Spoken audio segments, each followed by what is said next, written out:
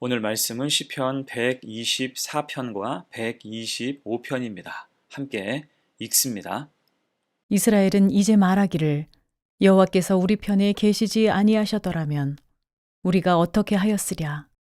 사람들이 우리를 치러 일어날 때에 여호와께서 우리 편에 계시지 아니하셨더라면 그때에 그들의 노여움이 우리에게 맹렬하여 우리를 산채로 삼켰을 것이며 그때에 물이 우리를 휩쓸며 시내가 우리 영혼을 삼켰을 것이며 그때에 넘치는 물이 우리 영혼을 삼켰을 것이라 할 것이로다. 우리를 내주어 그들의 이에 씹히지 아니하게 하신 여호와를 찬송할지로다. 우리의 영혼이 사냥꾼의 올무에서 벗어난 새같이 되었나니 올무가 끊어짐으로 우리가 벗어났도다. 우리의 도움은 천지를 지으신 여호와의 이름에 있도다. 여호와를 의지하는 자는 시온산이 흔들리지 아니하고 영원히 있음 같도다. 산들이 예루살렘을 두름과 같이 여호와께서 그의 백성을 지금부터 영원까지 두르시리로다. 악인의 규가 의인들의 땅에서는 그 권세를 누리지 못하리니 이는 의인들로 하여금 죄악의 손을 대지 아니하게 함이로다. 여호와여, 선한 자들과 마음이 정직한 자들에게 선대하소서. 자기의 굽은 길로 치우치는 자들은 여호와께서 죄를 범하는 자들과 함께 다니게 하시리로다. 이스라엘에게는 평강이 있을지어다. 광야에 선 예배자라는 제목으로 말씀 증거합니다. 오늘 본문인 시편 124편과 125편은 시편 120편부터 134편까지의 성전으로 올라가는 노래, 모두 15편의 시편 중에서 5번째와 6번째 시편이에요. 이 시편들은 광야 같은 세상에서 하나님의 성전을 향해 순례하는 하나님의 백성들의 신앙 고백을 담고 있습니다. 흔히 성경은 우리의 인생을 광야를 걷는 길에 비유하곤 해요. 광야는 사람이 살기에 매우 적대적인 곳이죠. 생존에 필수적인 물이 없고 장렬하는 태양을 피할 그늘도 마땅히 없으며 위험에 늘 노출되어 있는 곳입니다. 그러나 하나님께서는 이스라엘 민족을 40년간 그런 광야에서 훈련시키셨듯이 우리도 인생의 광야를 통과하게 하십니다. 그때 우리에게 필요한 것이 무엇이며 어떻게 준비해야 될까? 오늘 본문 통해서 두 가지로 생각해 봅니다. 첫 번째, 하나님이 우리 편이심을 믿어야 합니다. 124편 1절 2절 보세요. 이스라엘은 이제 말하기를 여호와께서 우리 편에 계시지 아니하셨더라면 우리가 어떻게 하였으랴. 사람들이 우리를 치러 일어날 때에 여호와께서 우리 편에 계시지 아니하셨더라면. 자, 지금 시인은 여호와께서 우리 편에 계시지 아니하셨더라면이라는 표현을 반복하고 있어요. 긴박했던 위기의 순간이 하나님의 은혜로 지나갔음을 고백하는 것입니다. 그 위기의 순간을 3절로 5절은 생생하게 묘사하고 있죠. 그때에 그들의 노여움이 우리에게 맹렬하여 우리를 산채로 삼켰을 것이며 그때의 물이 우리를 휩쓸며 시내가 우리 영혼을 삼켰을 것이며 그때에 넘치는 물이 우리 영혼을 삼켰을 것이라 할 것이로다.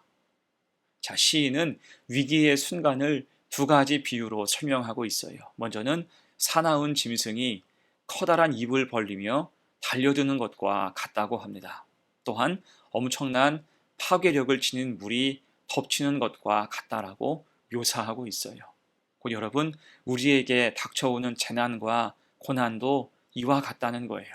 찰나, 순식간에 다가와서 우리를 모두 삼키고 휩쓸어 갈 수 있다는 것입니다. 자, 그런 것을 누가 막으실 수 있어요? 여호와께서 우리 편에 계시지 아니하셨더라면. 하나님께서 우리 편에 계셔서 우리를 지키시고 보호해 주신다는 것입니다. 그래서 시인은 6절 이하에서 하나님을 찬송하죠. 6절과 7절 보세요. 우리를 내주어 그들의 이에 씹히지 아니하게 하신 여호와를 찬송할지로다. 우리의 영혼이 사냥꾼의 올무에서 벗어난 새같이 되었나니 올무가 끊어짐으로 우리가 벗어났도다. 아멘. 특히 여기서 올무는 사냥꾼이 새나 짐승을 잡기 위해 놓은 올감이나 덫을 가리킵니다. 올무에 걸린 새는 그 올무가 끊어지지 않는 한 빠져나올 수가 없죠. 오히려 몸부림칠수록 더욱 옥죄어집니다. 올무에 걸린 새가 살아나려면 누군가가 그 올무를 반드시 끊어주어야 하는 거예요. 곧 시인은 하나님의 은혜가 단순히 위기 상황을 모면케 하시는 것에서 끝나는 게 아니라 우리의 영혼을 사냥꾼의 올무에서 벗어나 완전한 구원에 이르게 하신다고 고백하는 것입니다. 이에 진심으로 찬송하고 있죠. 그래서 영혼이라는 단어가 4절과 5절과 7절에서 반복적으로 등장하는 것입니다. 여러분, 그래서 하나님께서 그 백성을 광야로 내보내시는 궁극적 목적이 바로 여기에 있습니다. 단지 어떤 압제에서 벗어나는 것이 전부가 아니라 광야를 통해서 그들의 속 사람까지 온전히 하나님 백성으로, 구원받은 백성으로 새롭게 하고자 하시는 거예요. 그래서 8절에서 시인은 우리의 도움은 천지를 지으신 여호와의 이름에 있도다라고 고백하는 것입니다. 구원의 능력이 천지를 창조하신 하나님께 있다. 그 하나님이 우리 편 되심을 확신하라는 것입니다. 이 믿음을 가지고 광야를 넘어서 약속의 땅으로 나아갈 수 있는 성도가 되시기를 간절히 축원합니다. 아멘. 두 번째예요. 인생의 광야를 통과할 때 두 번째, 하나님을 의지하여 흔들리지 말아야 할 것입니다. 사람은 독립된 존재가 아니라 무언가에 의존하면서 살아가는 의존적 존재입니다. 아닌 것 같지만 무엇인가를 의지하고 살아가죠. 그래서 의지하는 대상이 무엇인가, 무엇에 의존하는지가 정말 중요합니다. 흔히는 돈을 의지하고 사람을 의지하지만 그게 전부일까요? 오늘 125편의 시인은 이렇게 고백합니다. 1절, 여호와를 의지하는 자는 시온산이 흔들리지 아니하고 영원히 있음 같도다. 아멘. 참 선명한 말씀이에요. 여호와 하나님을 의지하는 자가 되어야 한다는 것입니다. 또한 2절로 이어져요. 산들이 예루살렘을 두름과 같이 여호와께서 그의 백성을 지금부터 영원까지 두루시리로다. 아멘.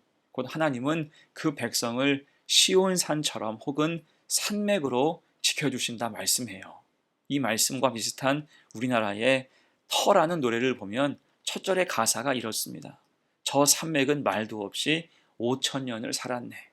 모진 바람을 다 이기고 이 터를 지켜왔네. 오늘 시편 125편도 이런 의미입니다. 여호와 하나님을 의지하는 자를 하나님이 시온산처럼 저 산맥처럼 흔들리지 않게 지키시고 보존하신다는 것입니다. 그래서 우리는 신앙인으로서 무엇을 믿고 의지하는지를 항상 생각하고 점검해야 하는 거예요. 흔히 사람은 오감으로 느낄 수 있는 것을 우선 믿고 의지하는 경향이 있습니다. 돈과 사람을 쫓는 이유가 여기에 있죠. 당장 느끼는 어떤 효능감이 있어 보이기 때문입니다. 하지만 그것도 분명한 한계가 있고 오감으로 의지하기에는 너무나 늦을 때가 있습니다. 내가 느끼기 전에 이미 악한 것들의 계획은 저만큼 진행될 때가 많기 때문이에요. 이에 우리는 나의 감각과 예측을 믿지 말고 하나님을 의지해야 할 것입니다. 125편 3절 보세요. 악인의 규가 의인들의 땅에서는 그 권세를 누리지 못하리니 이는 의인들로 하여금 죄악에 손을 대지 아니하게 함이로다. 아멘. 중요한 말씀이에요.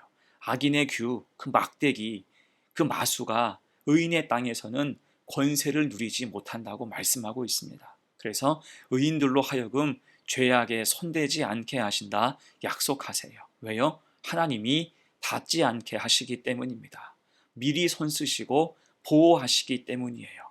여러분, 이에 성도는 어떻게 살아야 될까요? 4절 말씀, 여호와여 선한 자들과 마음이 정직한 자들을 선대하소서. 아멘. 하나님을 의지하여 살아가야 할 것입니다. 그럴 때 하나님을 의지하는 선한 자와 마음이 정직한 자에게 악한 마귀의 규가 닿지 않도록 하나님이 막으시고 돌보시며 선대하신다는 것입니다. 대신 5절이에요. 자기의 굽은 길로 치우치는 자들은 여호와께서 죄를 범하게 하는 자들과 함께 다니게 하시리로다. 이스라엘에게는 평강이 있을지어다. 아멘. 자기의 굽은 길로 치우치는 자들은 여호와께서 죄를 범하는 자들과 함께 다니게 하시리로다. 자, 여기서 자기의 굽은 길로 치우치는 자들, 이들이 누굽니까? 하나님이 아니라 세상을 의지하는 자들입니다. 그들은 악한 마귀의 규가 닿는 곳, 죄가 관영한 곳에 머물 수밖에 없다는 거예요.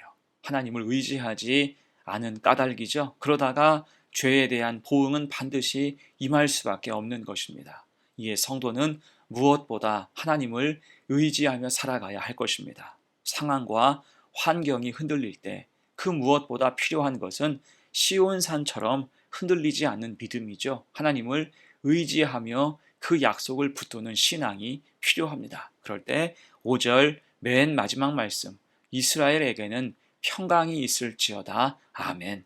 결국 이게 우리의 최종 목적인 것입니다. 이 믿음으로 하나님을 의지하며 평강을 누리고 하나님 앞에 서는 복된 성도가 되시기를 간절히 축원합니다. 아멘. 이제 말씀을 마무리합니다. 오늘 시편 124편과 125편은 광야 같은 세상 속에서 살아가는 성도의 과제에 대한 말씀입니다. 정답은 광야에서도 예배자로 세워져야 한다는 거예요. 하나님은 광야뿐 아니라 그 어떤 곳에서도 우리 편으로 늘 함께 하시기 때문입니다. 하나님은 의지하는 자를 외면하지 않으시고 시온산처럼 또 저 산맥처럼 그 백성을 지키시고 견고히 서게 하십니다. 이에 우리는 인생이라는 광야를 통과하며 우리의 시선을 하나님께 두고 온전한 예배자로 그 길을 가야 할 것입니다. 그럴 때 그 길 끝에서 주님을 만나고 약속하신 평강을 가득 누리며 살아가는 복된 성도가 되시기를 간절히 축원합니다. 아멘. 함께 기도합니다. 사랑과 은혜가 풍성하신 하나님, 광야와 같은 세상을 걸어갈 때에도 주께서 우리 편이 되어주심을 감사드립니다.